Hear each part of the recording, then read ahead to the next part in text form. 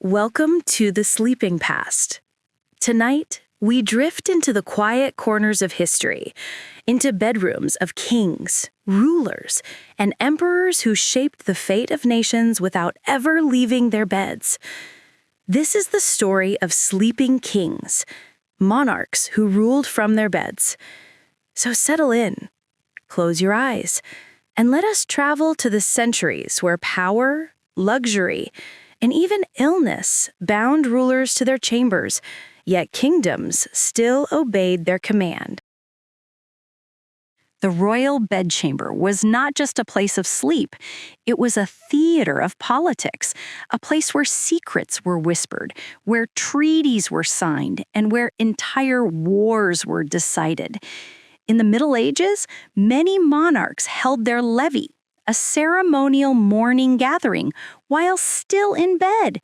Ministers, priests, and generals would file in quietly, bow deeply, and wait for the king, half wrapped in blankets, to hear petitions.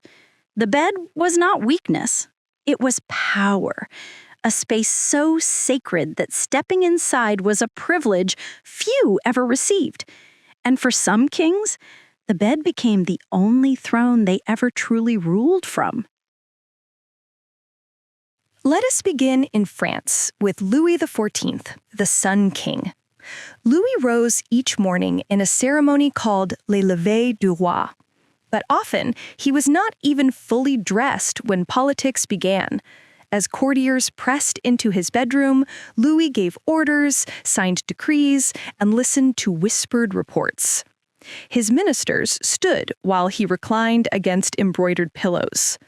It was from his bedchamber that Louis expanded France's influence, declared wars, and set fashion trends that rippled across Europe. Imagine it, the glow of candles, the scent of perfumed sheets, and dozens of powerful men waiting while one monarch stretched lazily beneath velvet covers. For Louis, the bed was not rest. It was his office, the place from which he controlled one of the greatest courts in history. Now we cross the Channel to England.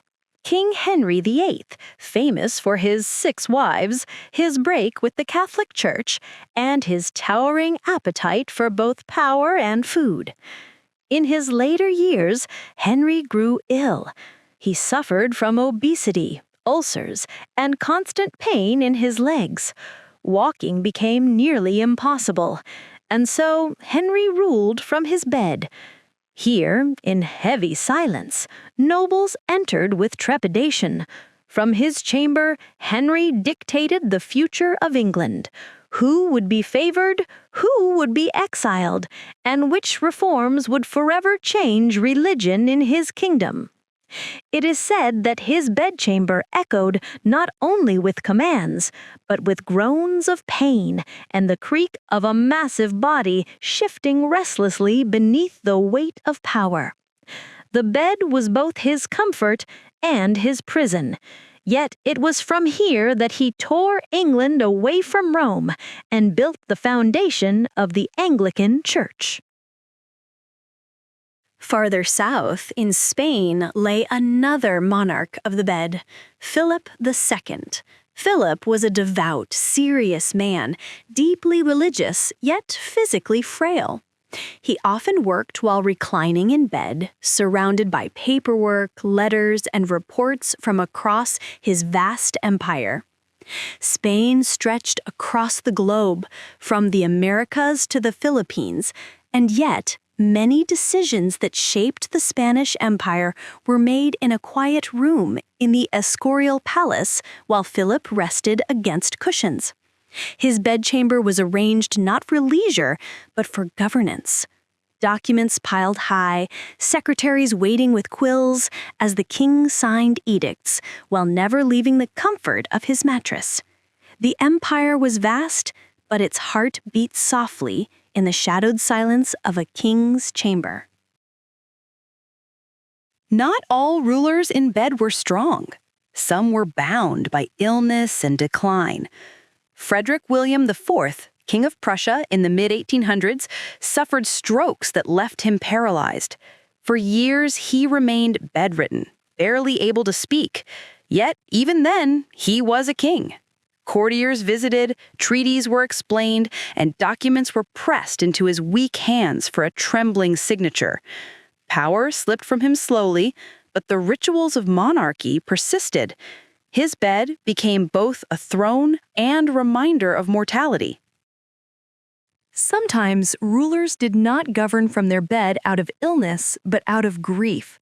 When Prince Albert, husband of Queen Victoria, died in 1861, Victoria collapsed into despair. For days, weeks, and months, she retreated to her bed. She governed reluctantly, issuing commands from her room. Ministers gathered around her bedside, balancing sympathy with duty. The queen withdrew from public life so deeply that many wondered if the monarchy would fade. Yet from the shadows of her chamber, she still signed laws, met ambassadors, and held on to power. The bed was her cocoon, a place where sorrow met sovereignty. Through history, the royal bed was more than a piece of furniture. It was a throne of velvet and silk, a courtroom of whispered diplomacy, a stage for power, illness, grief, and secrecy. Monarchs in bed remind us that history was not always written in grand halls or on battlefields. Sometimes it was written in the hush of night, in the shadow of curtains, while the world outside slept. And so, we close tonight's journey into the sleeping past. We have visited kings who ruled while reclining, queens who governed through grief, and emperors who built empires while lying in their chambers. History is not always awake. Sometimes it lies quietly between the sheets. Thank you for watching, and may your night be as peaceful as the long sleep of kings. Good night.